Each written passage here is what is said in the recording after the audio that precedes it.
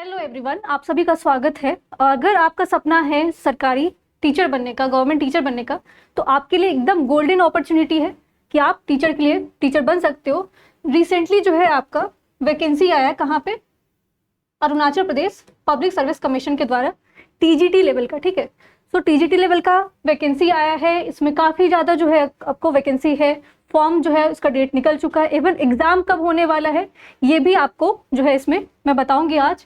But इसके अलावा बहुत सारे दिमाग में कन्फ्यूज़न चल रहा है, बहुत सारे डाउट होंगे आपके मन में कि कैसे जो है इस एग्ज़ाम के लिए कौन अपियर कर सकता है, कौन इसके लिए फॉर्म फिल कर सकता है, कौन कौन से डॉक्यूमेंट्स रिक्वायर्ड हैं। इसके अलावा आपको ये भी है कि इसमें जो है इसके अलावा इसको तैयारी कैसे करना है एग्ज़ाम के लिए, आपको पैटर्न क्या हो सकता है इस एग्ज़ाम का, कितने मार्क्स से क्या क्या चीज़ें आती है, क्वेश्चन जो आपका एग्ज़ाम है उसमें नेगेटिव मार्किंग होने वाला है कि नहीं होने वाला है। सो बहुत सारे डाउट है। ठीक है, और वो हर एक डाउट आपका जो है वो उसको सॉल्व किया जाएगा एकदम पेशेंस के साथ। आपको वीडियो को एकदम लास्ट एंड तक देखना है, क्योंकि अगर इसमें कुछ भी मिस करोगे सो आपको फॉर्म फिल करने में भी प्रॉब्लम आएगा, इवन जो आपको एग्जाम दे रहा है उसमें भी प्रॉब्लम आएगा। ठीक है, सो एक एक बेसिक चीज़ों को हम लोग टैकल करने वाले हैं। सो स्टार्ट करते हैं। सो ये एग्जाम जो है वो आपको याद रखना है कि कहाँ पे कंडक्ट हो रहा है। Arunachal Pradesh public service commission के द्वारा इस एग्जाम को कंडक्ट करवाया जा रहा है। एंड ये टीजीटी लेवल का है, 2026 का वैकेंसी है। एंड इसको कैसे क्रैक करना है, and your dreams government teachers jobs starts here. ठीक है, सो ये सपना आपका साकार हो सकता है, बट उसके लिए आपको सारी चीज़ें पता होना चाहिए, बेसिक जो नॉलेज है इसके बारे में पता होना चाहिए। एंड कैसे इस एग्जाम को अप्रोच करना है वो भी आपको जो है वो पता होना चाहिए, कि आपकी स्ट्रेटजी होनी चाहिए। सो बिग अपॉर्चुनिटी है आपके लिए। क्यों बिग अपॉर्चुनिटी है, क्यों इतना जो है बड़ा ये? और इवन एक और चीज़ है इसमें जो कि मैं आपको बताऊंगी, जो अरुणाचल प्रदेश से स्टूडेंट है उनके लिए तो है ही अपॉर्चुनिटी। एंड इवन इसमें कुछ सीटें आपको अनरिजर्व भी रहता है, इवन अदर स्टेट के बच्चे भी इसमें अप्लाई कर सकते हैं। सो इसमें टोटल वैकेंसी कितनी है? ठीक है, सो टोटल आपको है 389। ठीक है, सो 389 वैकेंसी है। सो ये बहुत ज़्यादा है। ठीक है, और आपको तो एक ही सीट पक्का करना है, आपको तो 4 सीटें नहीं लेनी, आपको एक ही सीट लेनी। सो एक सीट लेने के लिए आपको क्या क्या करना पड़ेगा? सो इसमें अगर देखा जाए, सो एक सबसे बड़ी बात होती है कि अगर आप एग्जाम दे रहे हो, ठीक है, सो लास्ट में वही होता है कि आपको सैलरी कितनी मिलने वाली है। ठीक है, सो ये सैलरी इसमें काफ़ी अच्छा है। 44,000 से लेके 44,900 से लेके आपको 1,42,400 के आसपास ये रेंज है आपको। ठीक है, सो आपको याद रखना यहीं से स्टार्ट हो रहा है, 44,900 से स्टार्ट हो रहा है। चलो 45 मान के चलते हैं। सो 45 से अगर स्टार्ट हो रहा है और आपको रेंज कहाँ तक जा रहा है, 1,42,000 के आसपास जा रहा है। सो काफ़ी अच्छा जो है अच्छा सैलरी है, आराम से आप उसमें रह सकते हो, क्योंकि अगर आप इधर उधर घूम रहे हो आपको स्टेबिलिटी भी आएगी। ठीक है, so now next is last date. इसको फॉर्म फिल करने का जो है लास्ट डेट कब है? क्योंकि जनरली बच्चे एकदम रिलैक्स होके बैठे होते हैं कि हम क्या करेंगे, लास्ट मोमेंट पे जाके फॉर्म फिल करेंगे। सो लास्ट डेट है आपका 27 अप्रैल 2026। सो 27 अप्रैल आपका लास्ट डेट है। बट लास्ट डेट का आप लोग वेट मत करना, क्योंकि लास्ट डेट पे क्या होता है, आपका प्रॉपरली वेबसाइट काम नहीं करता है एंड पैनिक कर जाते हो, फॉर्म भी आपका प्रॉपरली फिल नहीं होता, या फिर उसमें कुछ ना कुछ एरर हो जाता है। सो अगर आपको, क्योंकि यही पहला स्टेप यही है कि आपको फॉर्म जो है बहुत अच्छे से, बहुत आपको सही तरीके से फिल करना पड़ेगा, कुछ मिस इन्फॉर्मेशन नहीं देना है आपको, सारी चीज़ें सही होनी चाहिए, क्योंकि लास्ट मोमेंट पे फिर आपको बहुत प्रॉब्लम होने वाला है। सो 27 अप्रैल लास्ट डेट है, फॉर्म फिल करना स्टार्ट कर लो आप लोग। और एग्ज़ाम कब है, ये एग्ज़ाम कब है? ठीक है, सो एग्ज़ाम आपको बहुत लंबा टाइम नहीं मिल रहा है। आपको एग्ज़ाम है इसका 12 जुलाई को, 12 जुलाई को 2026। तो एग्ज़ाम के लिए भी ज़्यादा समय नहीं बचा हुआ है, मार्च एंड होने को है, अप्रैल है आपके पास, मई और जून 3 महीने का टाइम है। बट क्यों इसलिए मैं बोल रही कम समय है आपके पास, क्योंकि इसका सिलेबस काफ़ी ज़्यादा है, आपको बहुत सारे पेपर्स इसमें पढ़ने हैं। सो एक आपका स्ट्रैटेजी होना चाहिए, और इसीलिए मैं बोल रही कम समय है, 3 महीना। तो बट अगर हम उसमें प्रॉपरली हर चीज़ को प्लान करेंगे तो इसको अच्छे से टैकल कर सकते हैं। So total vacancy 389। ठीक है, सैलरी मैंने ऑलरेडी बता दिया आपको, ये आपके लिए सबसे बड़ा जो है वो मोटिवेशन है। यही सैलरी देख के तो लोग जनरली चीज़ों को फॉर्म फिल करते हैं। लास्ट डेट आपको याद रखना 27 अप्रैल है, डेट एक्सटेंड में भी ना हो, तो इसलिए फॉर्म फिल करना आप लोग स्टार्ट कर दो। एंड एग्जाम आपको 12 जुलाई को है, तो एकदम तैयार हो जाना एग्जाम के लिए। ये एग्जाम इतना इंपॉर्टेंट क्यों, why this exam is matters, इस एग्जाम के पीछे इतना ज़्यादा जो है आपको मेहनत करने की ज़रूरत क्यों है? तो ये परमानेंट गवर्नमेंट जॉब है। ठीक है, और यही तो जीवन में चाहिए इंसान को, कि एक परमानेंसी हो जाए, आपको एकदम परमानेंट जॉब हो जाए, इधर उधर आपको घूमना भटकना फिरना ना पड़े।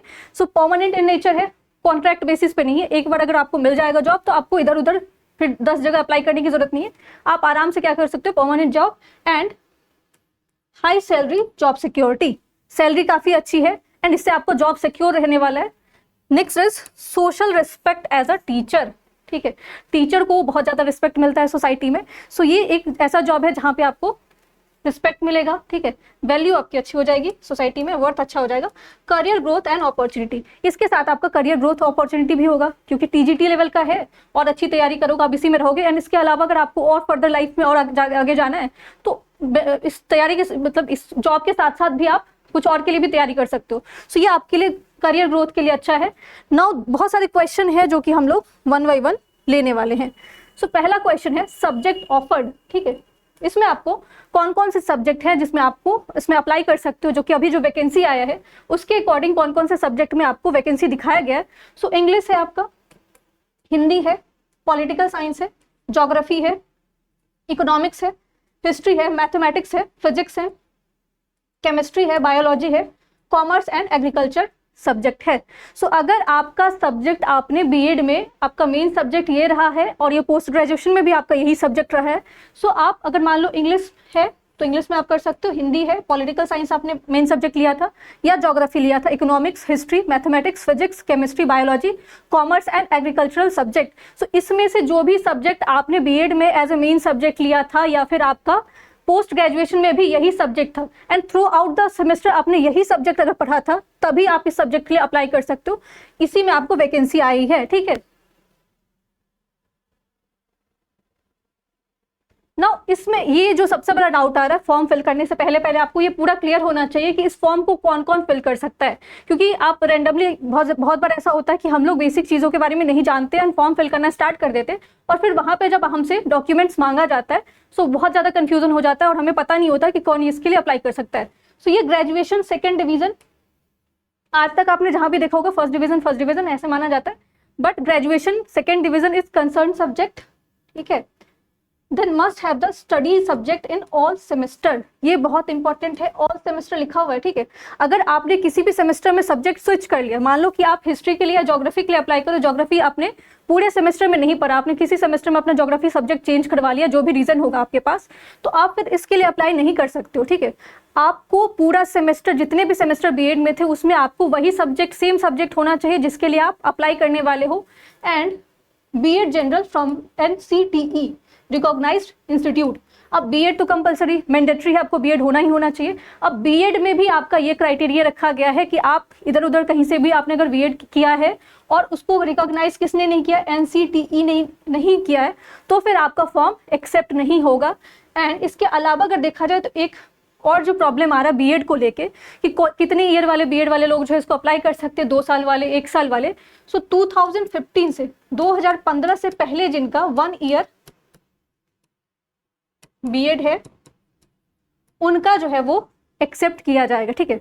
2015 से पहले वाले किसी ने अगर बीएड 1 साल वाला किया तो उनका एक्सेप्ट किया जाएगा, बट 2015 से लेकर 21 के बीच में अगर 1 ईयर वाला बीएड है तो उसको एक्सेप्ट नहीं किया जाएगा।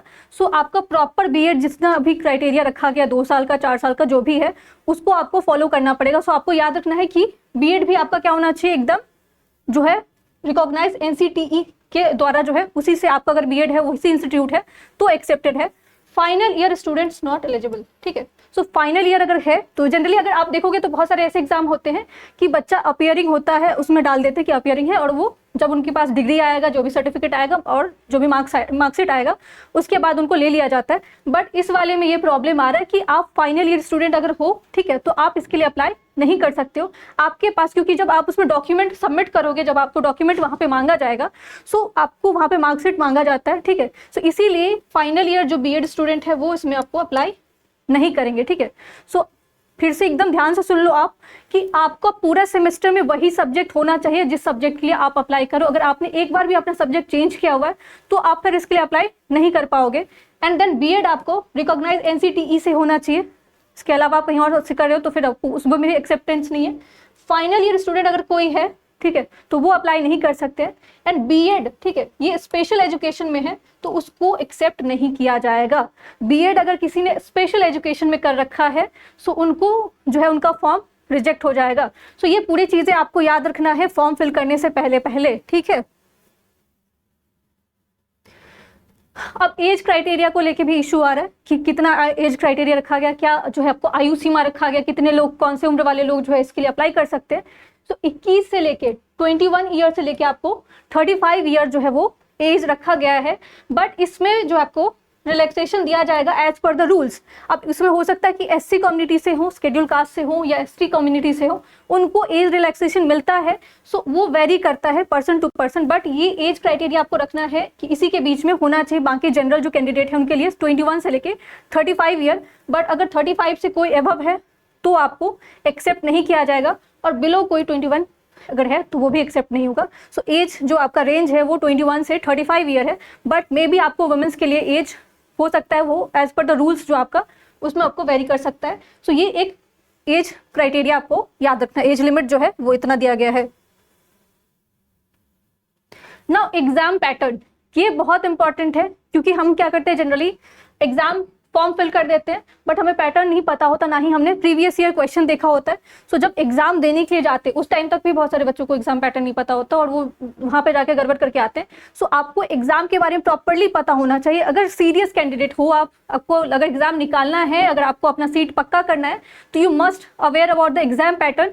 अगर आपको एग्जाम पैटर्न ही नहीं पता, उसके बारे में कुछ भी आइडिया नहीं है, तो फिर वहाँ पे जाके आप सीट ही बर्बाद करोगे, ठीक है। सो सीट आपको बर्बाद नहीं करना है, आपको एग्जाम क्वालिफाई करना है और एकदम कॉन्फिडेंस के साथ जाना है, तभी जा सकते हो जब आपको एक एक चीज़, क्योंकि जब आप कोई बैटल लड़ता है, कोई लड़ाई लड़ता है, तो उसको पहले अपने हथियार के बारे में पता होना चाहिए कि कौन से हथियार के साथ लड़ने के लिए जा रहा है। पता चला कि हथियार ही उसने कमजोर रखा है और फिर वो बैटल में जा रहा है, ठीक है। सो एग्जाम पैटर्न अगर आपको नहीं है, क्लैरिटी नहीं है किस तरह का एग्जाम है, सो गड़बड़ हो जाएगा, ठीक है। सो पेपर वन जो है वो आपका जनरल पेपर है, ठीक है। अब जनरल पेपर में कौन कौन सी चीजें आती है वो भी पता होना चाहिए।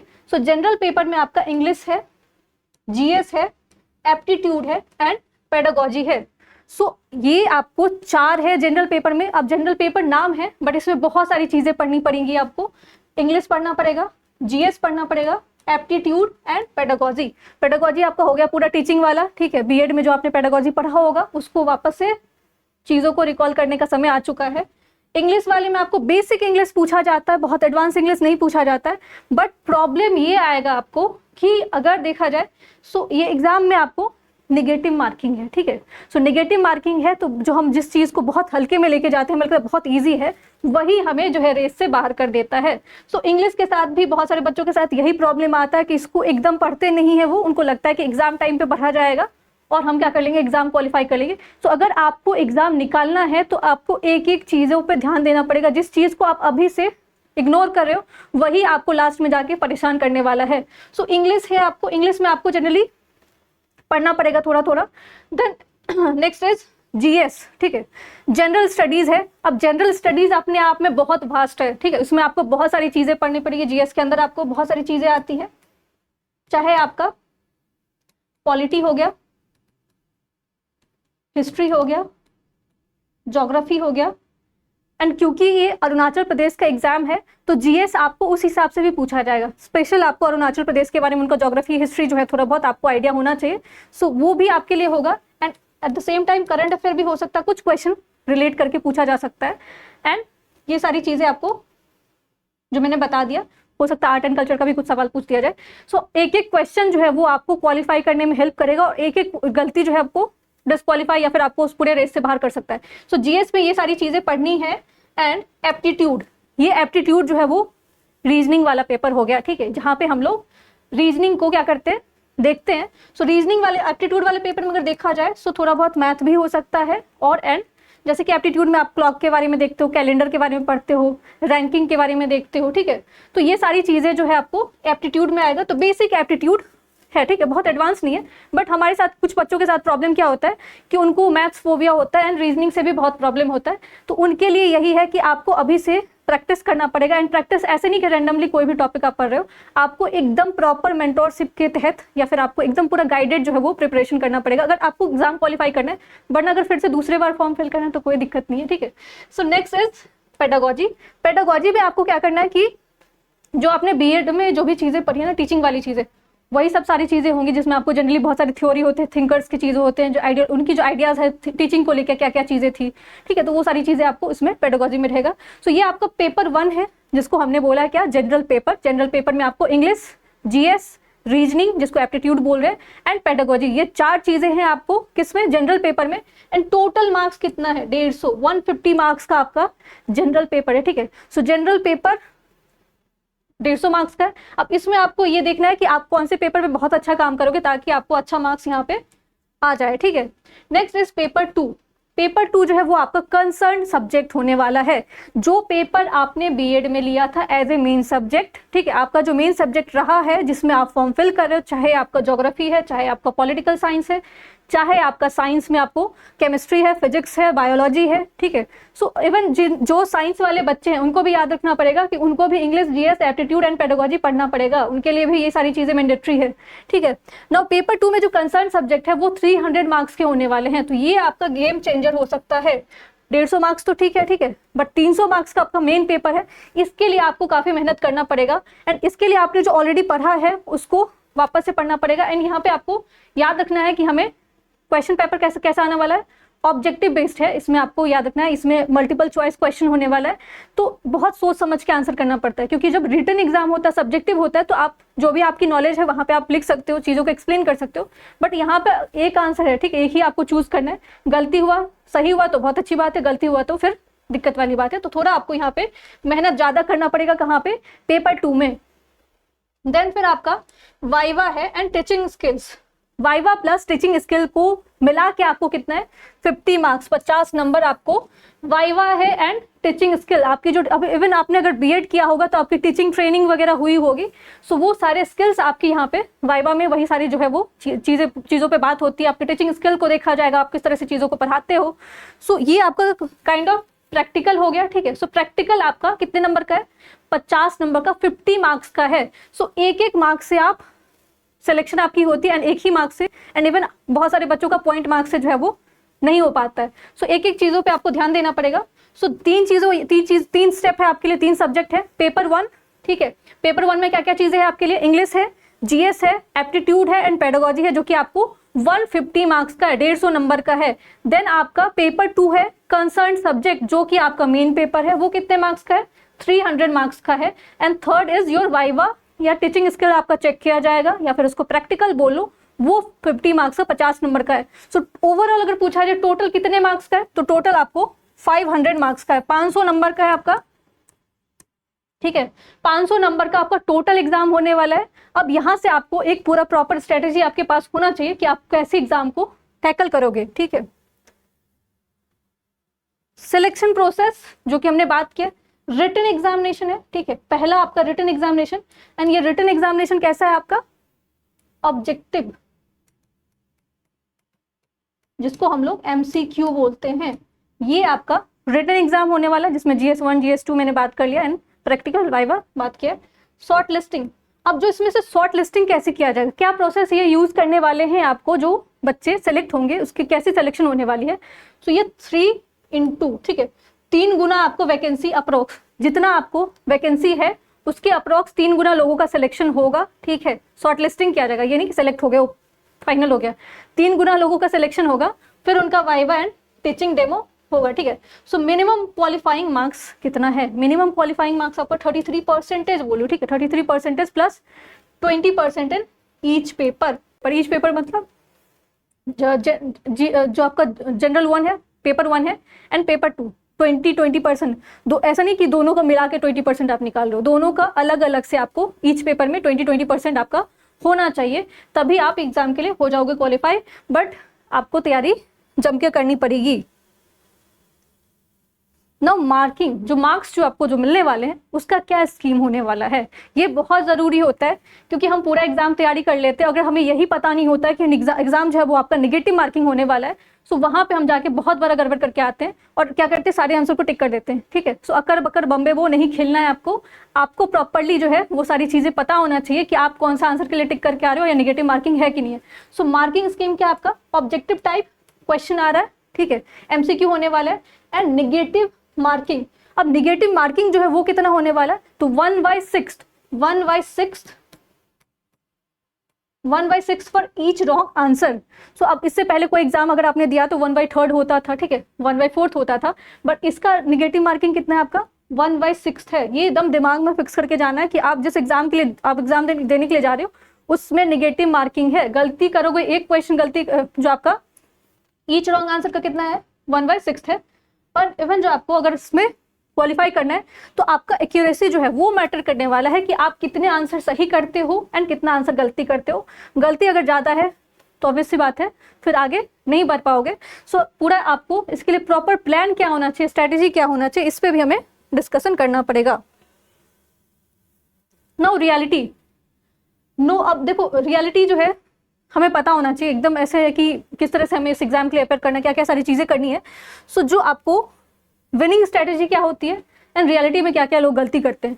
सो जो गड़बड़ आप करते हो वो कहाँ से गड़बड़ होती है, नो क्लियर स्ट्रैटेजी। अगर आपका रणनीति ही क्लियर नहीं है, जैसे कि आप एग्जाम के लिए फॉर्म आपने फिल कर दिया, ठीक है 27 अप्रैल लास्ट डेट है, टाइम से आपने फॉर्म भी फिल कर दिया, बट आप 3 महीने आपके पास 3 से 3.5 महीने जो भी है इतने बचे हुए हैं। सो आपने वहाँ पे कोई स्ट्रैटेजी नहीं बनाया, आप रैंडमली आप क्या कर रहे हो, पेपर 1 में ही बहुत ज़्यादा टाइम दे दिया आपने, पेपर 2 पे ध्यान ही नहीं दिया। आपको पता है 300 मार्क्स का है तो उसको आपको उससे ज़्यादा टाइम देना पड़ेगा, ठीक है। हो सकता है कि आपने दोनों पेपर प्रिपेयर कर लिया, अब वहाँ पे जब आपका वाइवा है, जो ट्रेनिंग टीचर ट्रेनिंग की बात है, वहाँ पे आप क्या हो, इंट्रोवर्ट हो, आप चीज़ों को डील नहीं कर पा रहे हो।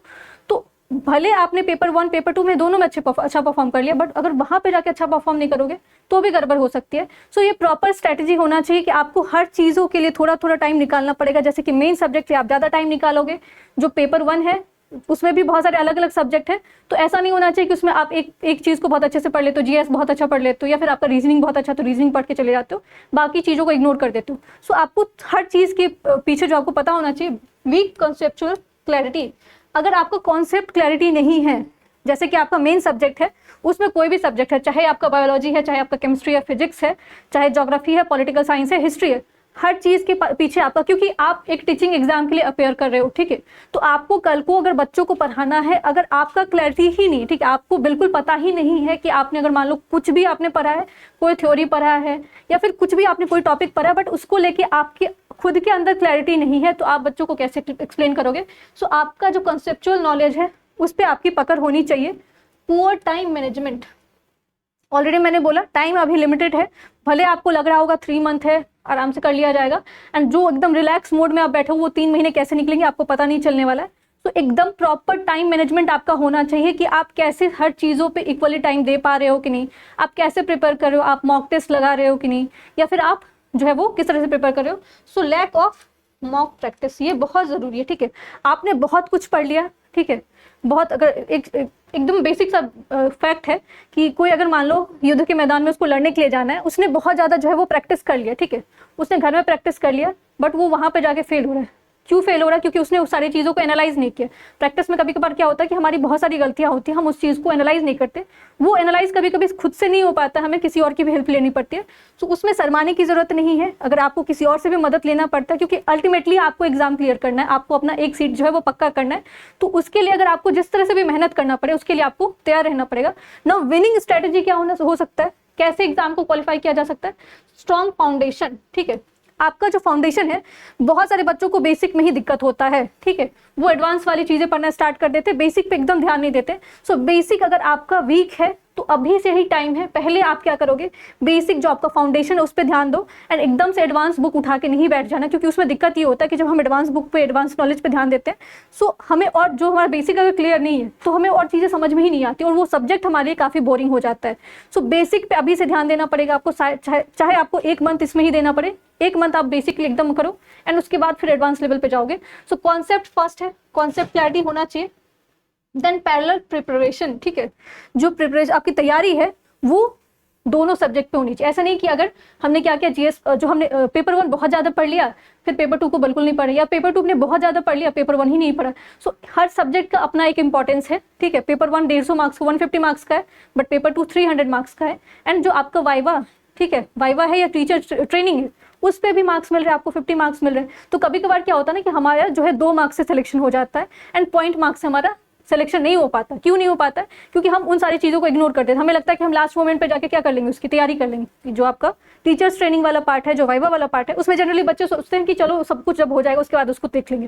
तो ऐसा नहीं करना, उसके लिए भी तैयारी आपको थोड़ा बहुत अभी करना है, क्योंकि जो है वो लास्ट मोमेंट पे कुछ नहीं होने वाला, फिर वो गड़बड़ हो जाएगी, ठीक है। नाउ डेली आंसर प्रैक्टिस, क्योंकि आपका एग्जाम ऑब्जेक्टिव बेस्ड है, एमसीक्यू क्वेश्चन आने वाले हैं। सो डेली प्रैक्टिस आपको करना पड़ेगा, ठीक है। और ये 3 मंथ है, और कभी कभी क्या होता है ना कि डेली अगर रेगुलरली चीज़ों को कर रहे हो तो काफ़ी बोरिंग हो जाता है। सो बोरिंग चीज़ ही आपको परफेक्ट बनाता है।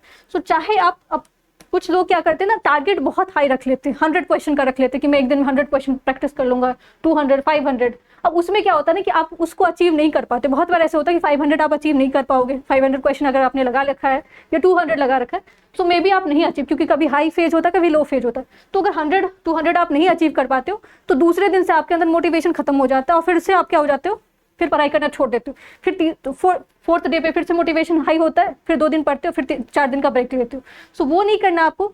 चाहे आप एक दिन में 10 ही क्वेश्चन सॉल्व करो, चाहे आप एक दिन में 20 ही क्वेश्चन सॉल्व करो, बट रेगुलरली सॉल्व करो, क्योंकि अल्टीमेटली यही मैटर करेगा कि आप वहाँ पे जाके सवाल को कैसे टैकल करें। आपके पास कितना भी नॉलेज है, बट उस नॉलेज का अगर आपको एप्लीकेशन नहीं पता है तो ये फिर एग्जाम आपके लिए काफ़ी डिफिकल्ट हो जाएगा ना।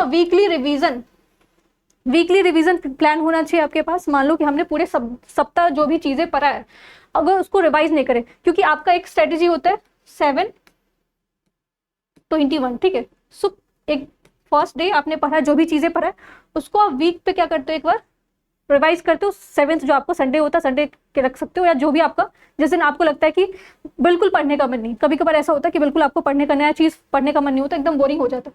सो उस दिन जो आपने पढ़ा है, ठीक है, उस दिन क्या करते हो, रिवीजन टाइम रख लो। उस दिन जो भी आपने पूरा जो भी हफ्ते में पढ़ा है उसको क्या कर लो, एक बार ग्लैंस कर लो, उसको देख लो, तो आपको याद आ जाएगा आपने क्या क्या चीज़ें पढ़ा है।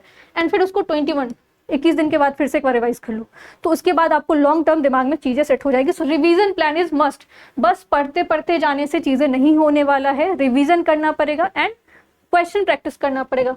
मॉक टेस्ट एनालिसिस, अब यहाँ पे ये सबसे बड़ा जो है वो कमी होती है स्टूडेंट के अंदर। ये सबसे बड़ा, आपको लगता होगा कि आपने बहुत मेहनत की, आपने सारे सब्जेक्ट पढ़े, आपने जो है वो रिवीजन भी कर लिया एंड आपने मॉक टेस्ट भी लगा लिया। मॉक टेस्ट लगाने के बाद क्या होता है कि जनरली बच्चे उसको एनालाइज नहीं करते। आप क्या करते हो, 3-4 मॉक टेस्ट एकदम, कुछ बच्चे ऐसे होते हैं कि महीने में आपको 30-40 मॉक टेस्ट दे देते हैं, बट उस मॉक टेस्ट को अगर आप एनालाइज नहीं कर रहे हो, अगर आपने देखा ही नहीं कि आपने कहाँ गलती क्या किया, ठीक है। मान लो आपने पेपर 1 का मॉक टेस्ट दिया एंड आपने देख लिया, आंसर मिला लिया, आपके कितने मार्क्स बन गए। अगर अच्छे मार्क्स बन गए तो अच्छी बात है, अगर अच्छे मार्क्स नहीं भी बने या अच्छे मार्क्स बन भी गए, तब भी आपको ये देखना पड़ेगा कि आप कहाँ पे गलती कर रहे हो। या मान लो कि आपका इंग्लिश वीक है, या फिर आपका एप्टीट्यूड में क्वेश्चन नहीं बन पा रहे हैं, या फिर आपका मेन सब्जेक्ट में ज़्यादा गलती हो रहा है, तो वो अगर आप एनालाइज नहीं किया आपने, तो वो आपको कहाँ पे कॉस्ट करेगा, कहाँ पे दिक्कत आएगी आपको, जब फाइनल एग्जाम में जाके बैठोगे, क्योंकि आपने उसको ना तो एनालाइज किया, आपने वो भी नहीं देखा कि आपकी गलती कहाँ पे हुई, ठीक है। तो वो गलती, सेम गलती आप वहाँ पे जाके रिपीट कर सकते हो।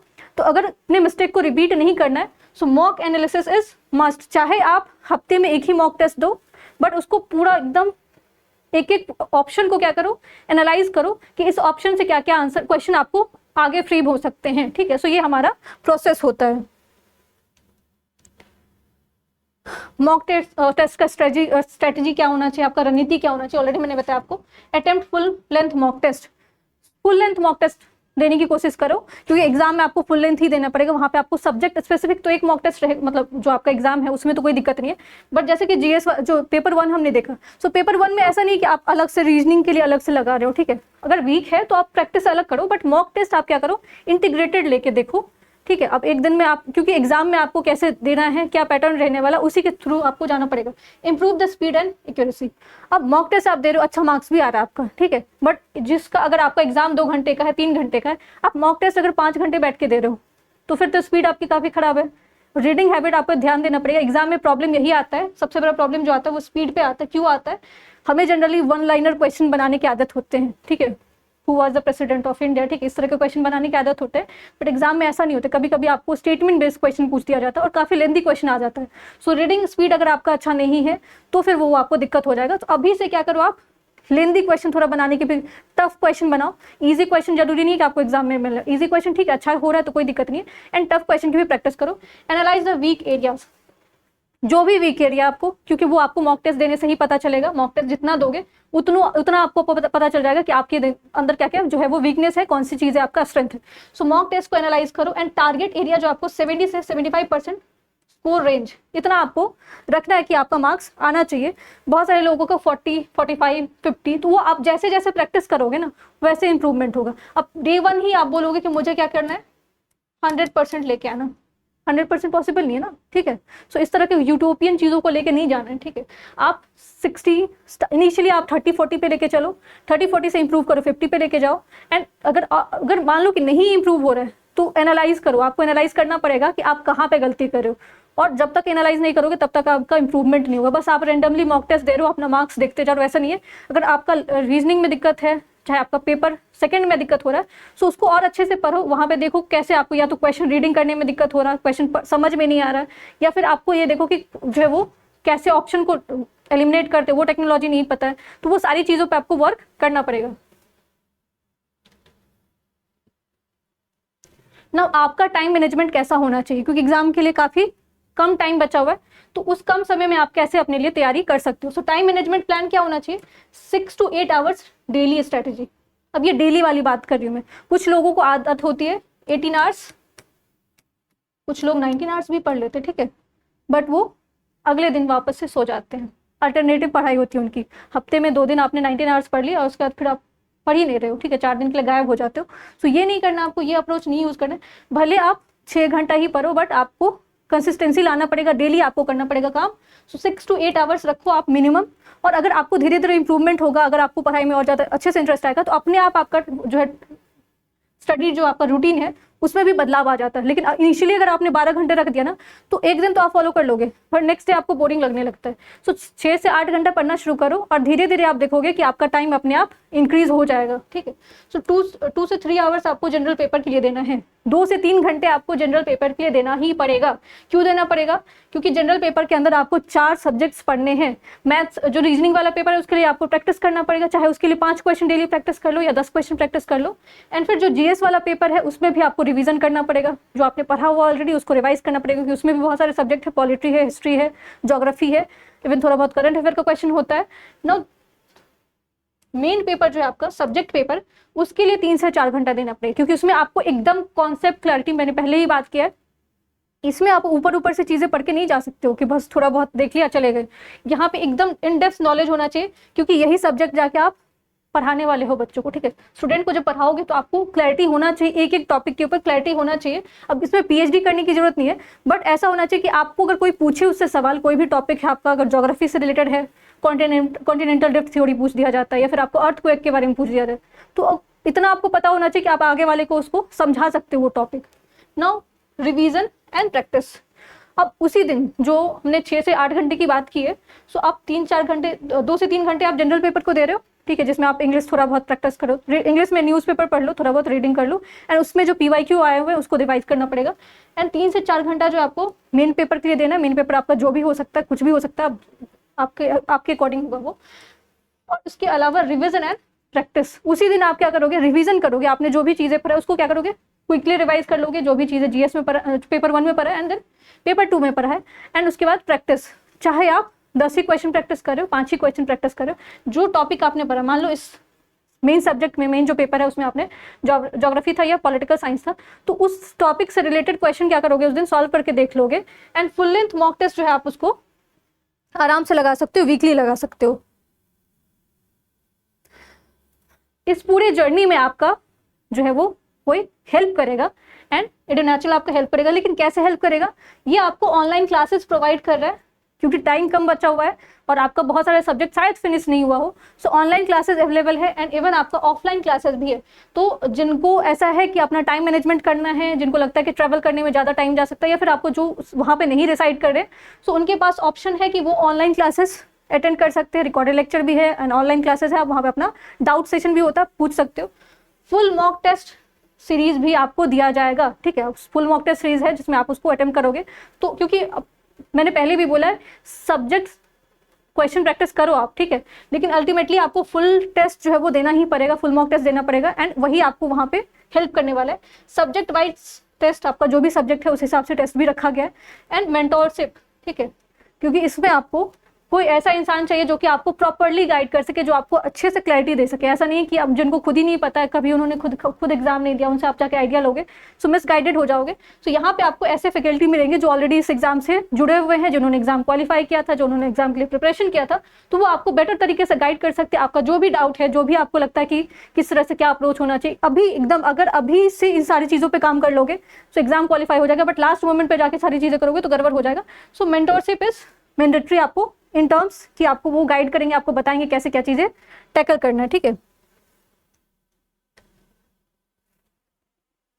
ऑनलाइन एंड ऑफलाइन एडवांटेज है आपको learn from the any time. Online में यही है कि आप घर बैठे आराम से तैयारी कर सकते हो, वो आपका जो ट्रैवलिंग टाइम है ना वो आपको बच जाएगा।